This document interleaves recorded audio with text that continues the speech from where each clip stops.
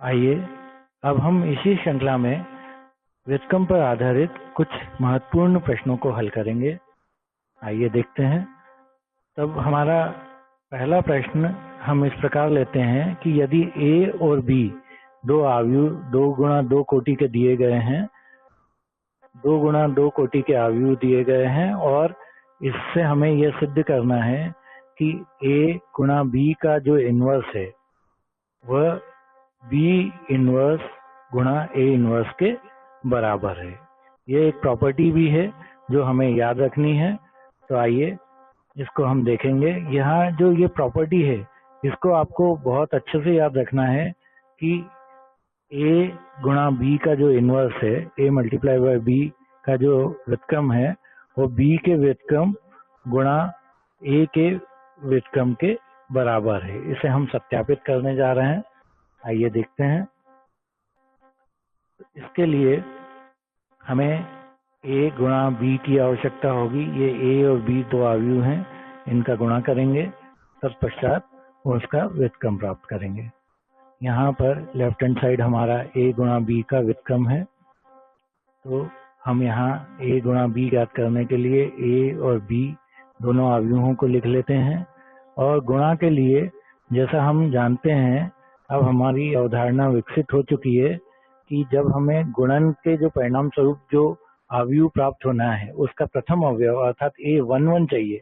A11 अर्थात हमें पहले आव्यूह की पहली पंक्ति लेंगे A1, फिर दूसरे अवयव का पहला स्तंभ 1, अर्थात ये A11 अवयव को हमें देगा। इसमें हम संगत अवयवों का गुणा कर लेंगे, जिसमें 3 का गुणा 6 से हो जाएगा, 7 का गुणा 7 से हो जाएगा, तत्पश्चात इनको जोड़ लेंगे। अब हम A12 प्राप्त करने के लिए इस 3 साथ A12 अर्थात पहले अवयव की पहली पंक्ति का गुणा दूसरे अवयव के दूसरे स्तंभ से होगा, दूसरे अवयव के दूसरे स्तंभ से होगा, अर्थात इस स्तंभ से होगा। तब हम संगत अवयवों का गुणा करके A12 संगत अवयवों का गुणा करके जोड़कर A12 प्राप्त कर सकते हैं। आइए देखते हैं इसको। यहाँ देखिए हमने जोड़कर भी बता दिया है। तो 3 का गुणा 6 में हुआ है, 7 का गुणा 7 में हुआ है और दोनों को जोड़ दिया है। इसी प्रकार 3 का गुणा 8 में हुआ है, 7 का गुणा 9 में हुआ है और दोनों को जोड़ दिया है। 2 का गुणा 6 में हुआ है और 7 का गुणा 5 में हुआ है, तत्पश्चात दोनों को जोड़ दिया गया है। और 2 का गुणा 8 में हुआ है, 5 का गुणा 9 में हुआ है और दोनों को जोड़ दिया है। इस प्रकार हमें एक 2 गुणा 2 कोटि का अवयव प्राप्त होता है, जिसके अवयव प्रथम पंक्ति के अवयव 67, 87 और द्वितीय पंक्ति के अवयव 47, 61 हैं। इस प्रकार हमने ए बी प्राप्त कर लिया है। अब ए बी इनवर्स प्राप्त करने के लिए पहले हमें इसके सारणिक का मान ज्ञात करना पड़ेगा। तो इसका सारणिक का मान जो है 67 में हम 61 का गुणा करेंगे और वहाँ 87 में 47 का गुणा करके इन दोनों का अंतर ज्ञात कर लेंगे। 67 में 61 का गुणा करके उसको घटा लेंगे 87 गुणा 47 से। अब -2 की प्राप्ति होगी। यहाँ पर हमारा A गुणा B का जो सारणिक है वो -2 है। अब हम सारणिक का मान ज्ञात कर चुके हैं जो कि नॉन जीरो है, अर्थात हमारे A गुणा B का व्युत्क्रम संभव है, यह एक व्युत्क्रमणीय अवयव है। तब हम इसका व्युत्क्रम ज्ञात करने के लिए इसके सरखंड ज्ञात करेंगे। इसके A गुणा B का जो अवयव प्राप्त हुआ है उसे पुनः लिख लेते हैं तथा हम इसके सारणिक का मान भी लिख लेते हैं। सारणिक का मान -2 है, जो 67 multiply by 61 minus 47 multiply by 87 से आया है। अब हम इसके सरखंड ज्ञात करेंगे। सरखंड जो है प्रत्येक अवयव के सरखंड होते हैं। 67 का सरखंड होगा, 87 का सरखंड होगा, 47 का सरखंड होगा और 61 का सरखंड होगा। आइए देखते हैं। तब हमारा 67 का सरखंड, क्योंकि ये A11 है अर्थात प्लस में ही रहेगा, तो ये 61 आया। -1 की पावर जो 1 + 1 एक इवन नंबर है, इसलिए ये 61 आया। फिर A12 अर्थात 87 का, तो 1 + 2 ऑड नंबर है, तो इसका चिन्ह बदल जाएगा, 47 का चिन्ह बदल के -47 आया। इसी प्रकार A21 -87 आएगा, A22 67 आएगा। अब हम इसका आव्यूह बना लेंगे, इसका ये कोफैक्टर मैट्रिक्स बना लेंगे। देखते हैं, तो यह 61 -47 -87 67 हुआ। अब हमें एडजॉइंट की आवश्यकता होगी, अर्थात सहखंडक की आवश्यकता होगी, जो कि इस आव्यूह के परिवर्त से प्राप्त होगा।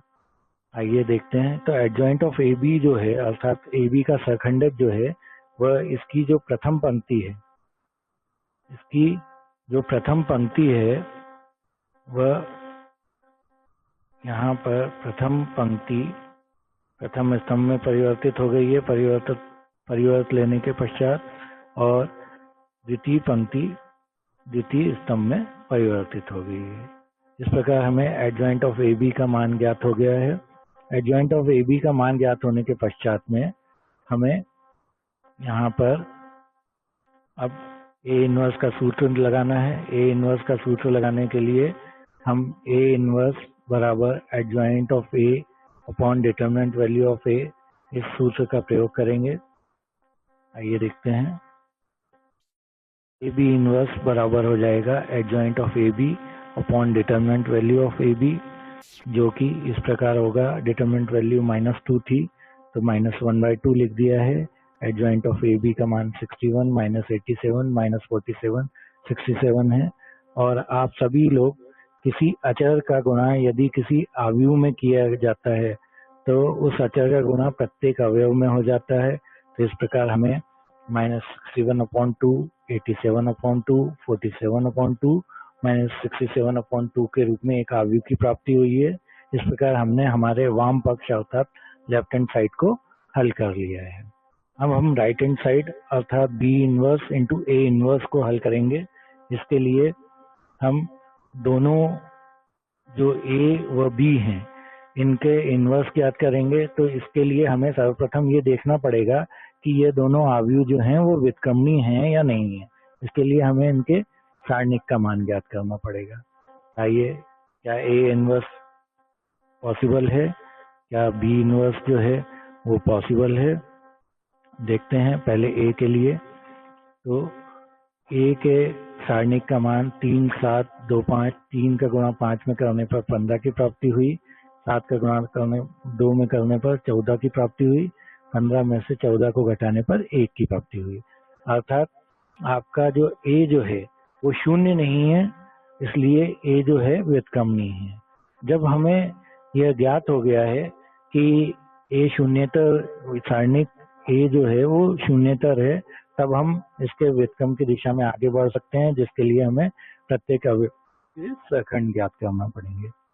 सहखंड ज्ञात करने के लिए हालांकि आव्यूह से देखते हैं। यहाँ पर आप देख सकते हैं, तो 3 का सहखंड जो होगा वह 5 होगा, और 7 का सहखंड जो होगा वो -2 हो जाएगा। 2 का सहखंड जो होगा वो -7 होगा, और 5 का सहखंड जो है वो 3 होगा। तो इस प्रकार हमने सभी सहखंड ज्ञात कर लिए हैं। अब हम इन सहखंडों का आव्यूह बनाएंगे। यहाँ पर इसका आव्यूह बनाने पर 5 -2 -7 3 की प्राप्ति हुई। अब हमें एडजॉइंट ऑफ ए निकालना है, अर्थात सहखंडज ए का सहखंडज निकालना है, तो वो इसके परिवर्त से प्राप्त होगा। यहाँ आप देख सकते हैं कि प्रथम पंक्ति प्रथम स्तंभ में बदल गई है, द्वितीय पंक्ति द्वितीय स्तंभ में बदल गई है। एडजॉइंट ए प्राप्त होने के पश्चात हम ए इनवर्स आसानी से ज्ञात कर सकते हैं। तो ए इनवर्स का मान होगा adjoint of A upon determinant value of A. Adjoint A का मान हम यहाँ रख देंगे। डिटरमिनेंट वैल्यू ए की 1 थी, तो ये 1 रहेगी, अर्थात ये ए इनवर्स का मान as it is adjoint of A के इक्वल आ जाएगा। 5 - 7 - 2 3, यह ए इनवर्स का मान आ गया है। अब हमें बी इनवर्स ज्ञात करना है। उसके लिए डिटरमिनेंट वैल्यू ऑफ बी की आवश्यकता है। तो डिटरमिनेंट वैल्यू ऑफ बी 6 8 7 9, इसको डायगोनल वाइज मल्टीप्लाई करेंगे। 6 multiply by 9 is equal to 54 and 7 multiply by 8 is equal to 56 and therefore 54 minus 56 is equal to -2। यहाँ पर डिटरमिनेंट वैल्यू ऑफ जो b है वो भी नॉन जीरो है, -2, अर्थात इसका व्युत्क्रम भी संभव है। इसका व्युत्क्रम ज्ञात करने के लिए पुनः हमें सहखंड ज्ञात करने पड़ेंगे। आइए देखते हैं। तो ये डिटरमिनेंट वैल्यू हमने पहले ज्ञात कर ली है। अब सहखंड ज्ञात करने के लिए हम 6 का सहखंड ज्ञात करेंगे। तो 6 का सहखंड जो होगा वो 9 हो जाएगा। आप सीधे सीधे भी देख सकते हैं, बस आपको ऋण चिन्ह और धन चिन्ह का ध्यान रखना पड़ेगा। तो 6 का सहखंड ज्ञात करने के लिए हम देखते हैं, हमने 6 को छुपा लिया है, 6 से संबंधित पंक्ति को छुपा लिया है, 6 से संबंधित स्तंभ को भी छुपा लिया है। हमारा 9 बचा और ये A11 अवयव है, अर्थात इसका जो 9 है इसका चिन्ह परिवर्तित नहीं होगा। इसी प्रकार जब हम 8 का सहखंड ज्ञात करेंगे तो अब हम 8 से संबंधित पंक्ति को छुपा लेंगे और 8 से संबंधित स्तंभ को छुपा लेंगे, परंतु ये A12 अवयव है तो इस 7 का चिन्ह बदल के ऋण 7 हो जाएगा। इसी प्रकार 7 और 9 के भी सहखंड हम ज्ञात कर लेंगे। आइए देखते हैं इसके सहखंड हमें क्या प्राप्त होते हैं। तो A11 अर्थात 6 का सहखंड जो है 9 प्राप्त हुआ है, A12 अर्थात 8 का सहखंड हमें -7 प्राप्त हुआ है और A21 अर्थात 7 का सहखंड हमें -8 प्राप्त हुआ है, A22 अर्थात 9 का सहखंड हमें 6 प्राप्त हुआ है। अब हम इसके आव्यूह का निर्माण करेंगे। आव्यूह का निर्माण 9 -7 -8 6 और इसका एडजॉइंट अर्थात सहखंडज ज्ञात करने के लिए b का हमें इस आव्यूह का परिवर्तन प्राप्त करना पड़ेगा। तब यह जो पंक्ति है यहाँ स्तंभ में परिवर्तित हो जाएगी, दूसरी पंक्ति दूसरे स्तंभ में परिवर्तित हो जाएगी। अब हम b इनवर्स आसानी से ज्ञात कर सकते हैं। b इनवर्स ज्ञात करने के लिए वही सूत्र adjoint of b on determinant value of b लगाते हैं।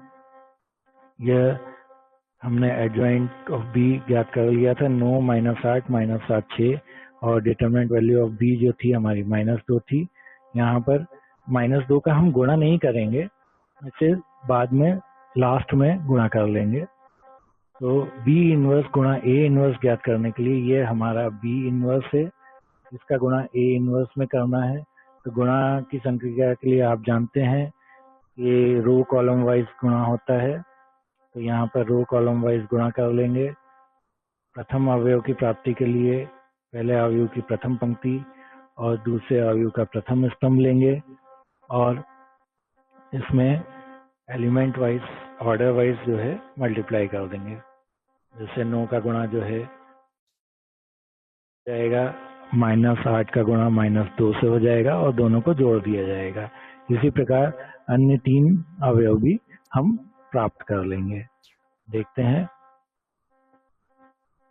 जब हमने गुणा किया है इसका तब हमें 9 गुणा 5 45 माइनस माइनस प्लस 8 दूना 16 45 और 16 61 की प्राप्ति हुई है। इसी प्रकार 9 में -7 का गुणा करने पर -63 और 8 में 3 का गुणा ऋण चिन्ह के साथ में करने पर 24 की प्राप्ति हुई है और -24 और इनको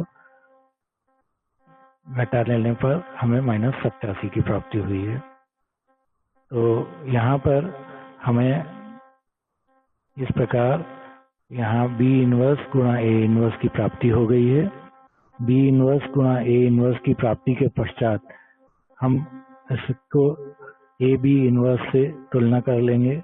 यहाँ पे -1/2 का अंदर गुणा कर दिया गया है, तो इस प्रकार -61/2 87/2 47/2 -67/2 की प्राप्ति हुई है।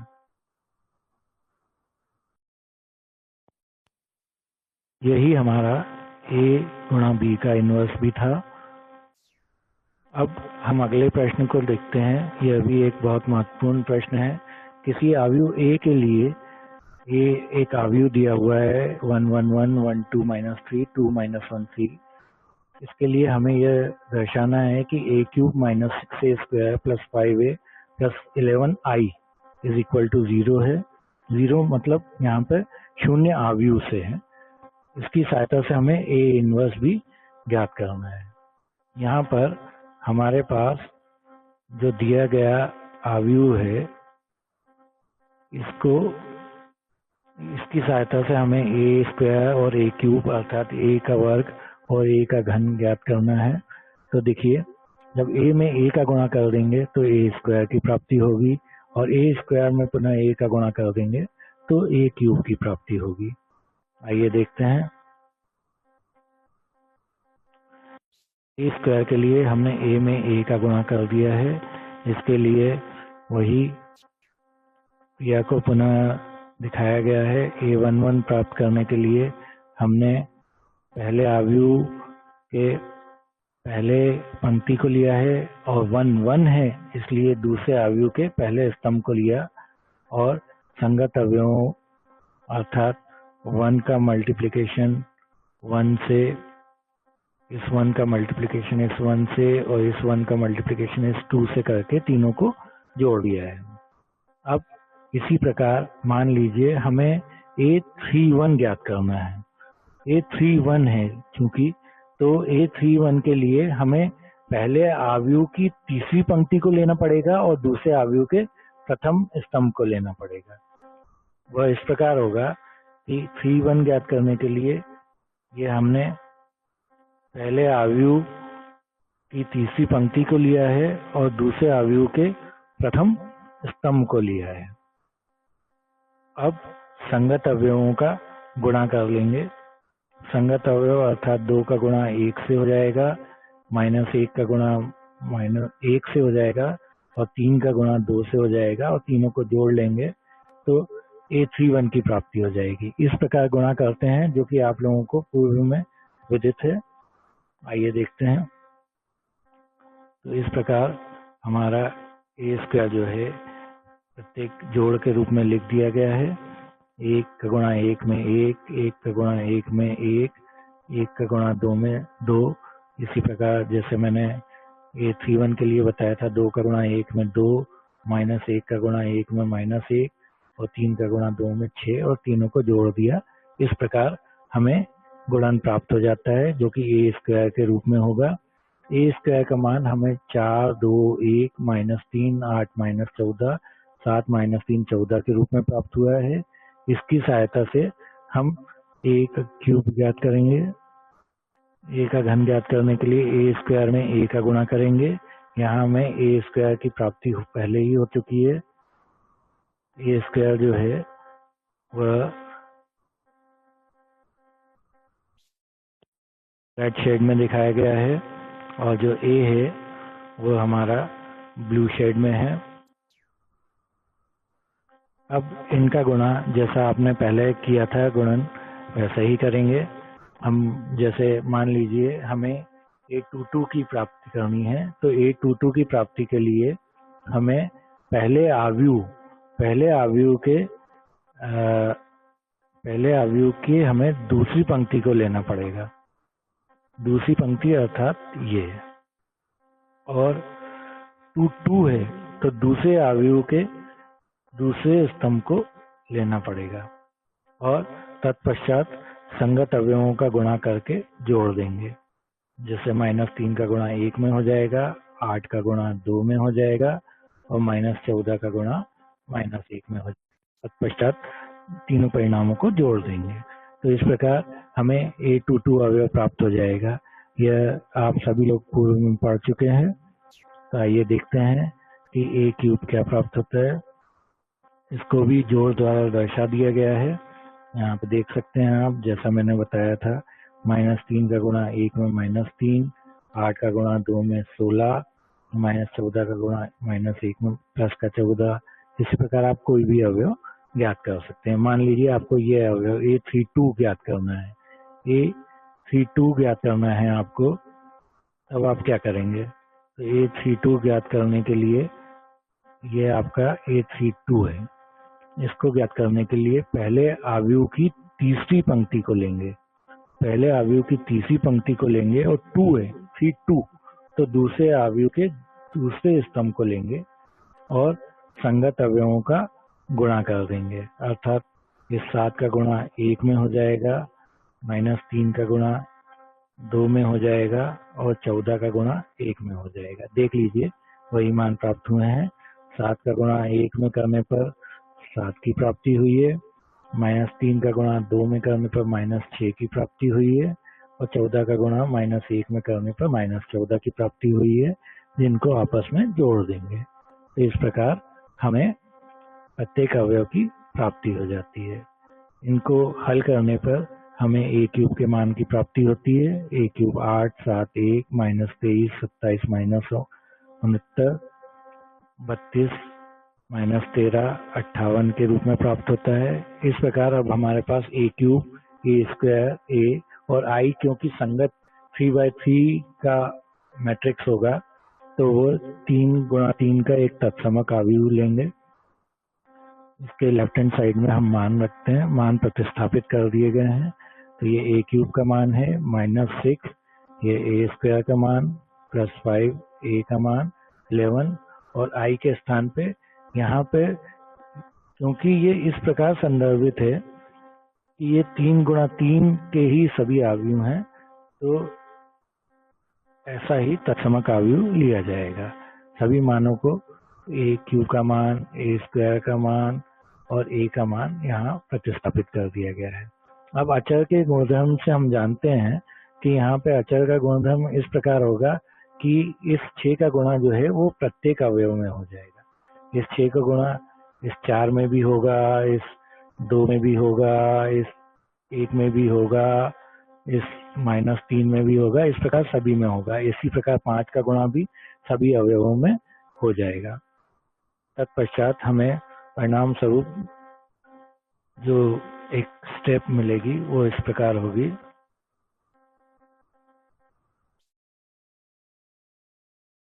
तो यहाँ पर 6 का गुणा हो गया है और 5 का गुणा भी हो गया है। अब हम इसको हल कर लेंगे। तो यहाँ पर जैसे मैं आपको कुछ अवयवों को हल करके बता देता हूँ। यहाँ पर देखें कि ये हमारा 8 है, -24 हो जाएगा और +5 +11, तो 11, 5, 16, 16, 8, 24, -24 अर्थात प्रथम अवयव 0 होगा। इसी प्रकार इस अवयव को देख लें या किसी और अवयव को देख लें तो हमें सभी मान प्राप्त हो सकते हैं। जैसे ये 1 है, 1 -6 +5 +0, तो 5 और 1 6, 6 -6 0, इस प्रकार ये प्राप्त होंगे। अब हम देखते हैं कि हमारा क्या ये एक 0 प्राप्त हुआ है। तो पहला तीसरा मैंने बता दिया है, आप बाकी सब भी देख सकते हैं। तो इस प्रकार सभी अवयव 0 प्राप्त होते हैं, जो कि एक 0 अवयव है जो हमें सिद्ध करना था प्रश्न के प्रथम भाग में। द्वितीय भाग में इसी की सहायता से हमें A इनवर्स अर्थात A का व्युत्क्रम ज्ञात करना है। तो हमारे दिए हुए प्रश्न में हम A इनवर्स का मल्टीप्लाई कर लेते हैं। इसमें हम A इनवर्स का मल्टीप्लाई कर लेंगे तो यहाँ पर हमें क्या क्या प्राप्त होगा ये देख लेते हैं। तो जब A इनवर्स का मल्टीप्लाई हम जो है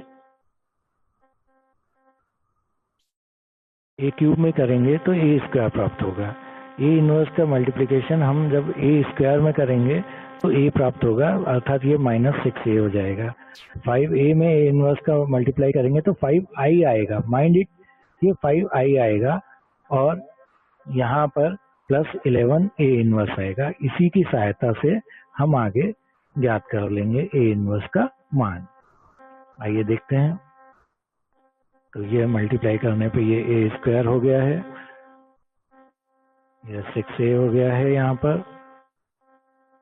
तो ये A क्यूब जो है A इनवर्स से मल्टीप्लाई करने के बाद A स्क्वायर में बदल गया है, -6A स्क्वायर A इनवर्स से मल्टीप्लाई करने के पश्चात 6A में बदल गया है। 5A में A इनवर्स का गुणा करने पर 5I अर्थात एक तत्समक अवयव आया है 5 के गुणा के साथ में, और 11I में ए इनवर्स का गुणा करने पर 11 ए इनवर्स आया है और शून्य अवयव में किसी भी अवयव का गुणा करने पर शून्य ही प्राप्त होता है।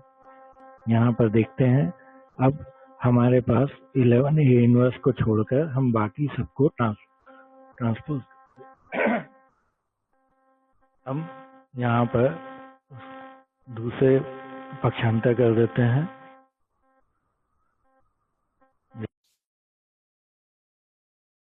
अब यह 11 A inverse is equal to minus A square minus 6a plus 5i की प्राप्ति होती है। अब हम 11 ए इनवर्स का ही मान ज्ञात करते हुए लास्ट में 11 का भाग दे देंगे। ए स्क्वायर का मान हमारे पास पहले से मौजूद है, ए का मान है आई, हम संगत मान को रख देंगे। ए स्क्वायर का मान प्रतिस्थापित कर दिया प्लस 6, यहाँ पे माइनस जो कॉमन है इसको मल्टीप्लाई कर दिया है तो माइनस ए स्क्वायर हो गया है, माइनस का माइनस से गुणा होकर प्लस हो गया है और ये माइनस का प्लस से गुणा होकर माइनस हो गया है। अब जब ये मान है इनको प्रतिस्थापित कर दिया है तब इसमें अचर का गुणा कर लेंगे और अचर का गुणा करने के पश्चात इसे हल कर लेंगे तो ये मान -3 4 5 9 -1 4 5 -3 -1 के रूप में प्राप्त होता है। अब यहाँ 11 से भाग कर लेंगे तब हमारा ए इनवर्स बराबर 1/11 -3 4 5 9 -1 -4 5 -3 -1 होगा। अब इस 11 का भाग सभी में हो जाएगा तो ए इनवर्स का मान हमें इस प्रकार प्राप्त हो जाएगा। यहाँ पर हमने दो प्रश्नों को हल किया और ये देखा कि हम ए इनवर्स का मान गुणा की सहायता से भी ज्ञात कर सकते हैं। ये हमने ए इनवर्स को ज्ञात किया है